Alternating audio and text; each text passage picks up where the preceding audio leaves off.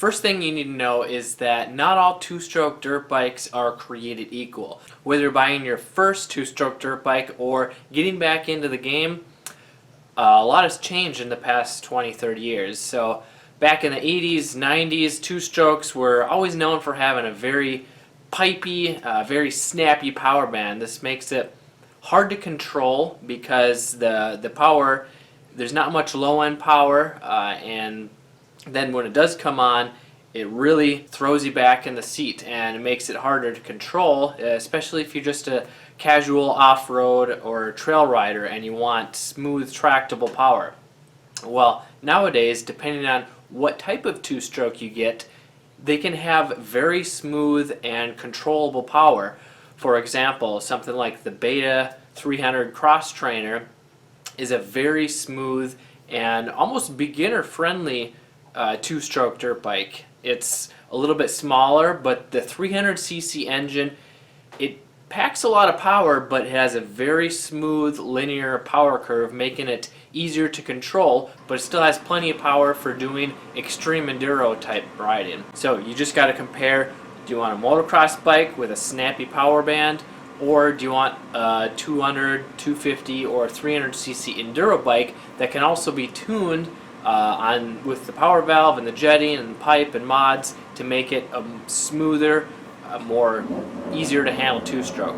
The next thing you need to know is that jetting and the premix or the fuel you use are extremely important for how it starts, how it runs, and how reliable it is. So the jetting is essentially the air-fuel mixture. So what that means is air comes into the throttle body, whether it's a carburetor or it's fuel injected like the new KTM and Huskies are. Air goes in and fuel either gets sucked through the carb or fuel gets shot in from the fuel injection.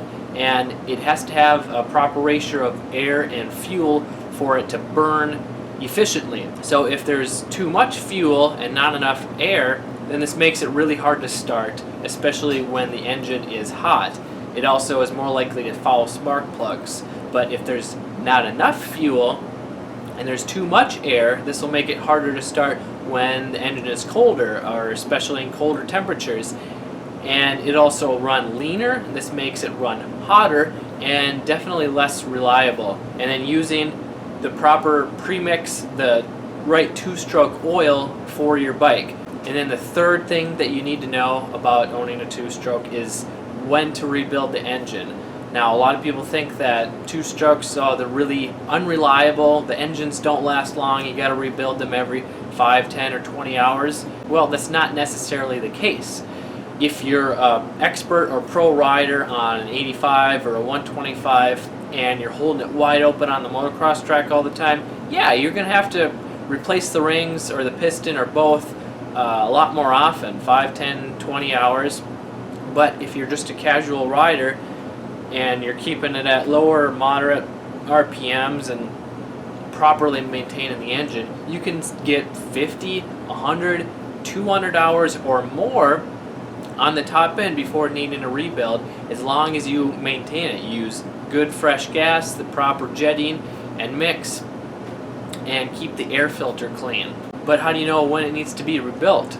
Well, some simple signs are it's hard to start hot and or cold, it's fouling spark plugs more, it's low on power, or the engine is making a lot more knocking sounds. These are just simple signs that can tell you that the engine might need to rebuild, and if you do it before it seizes or blows up, you might save a little bit of time. So if you're ready to buy a two-stroke dirt bike, then you need to check out my video here on the 3 best cheap used dirt bikes, two-stroke dirt bikes that are good for beginners. Click the link here or in the description below. This is Kelly Fager from Motocross Hideout. Learn more, ride more, so that you can stay safe and have fun for many years to come.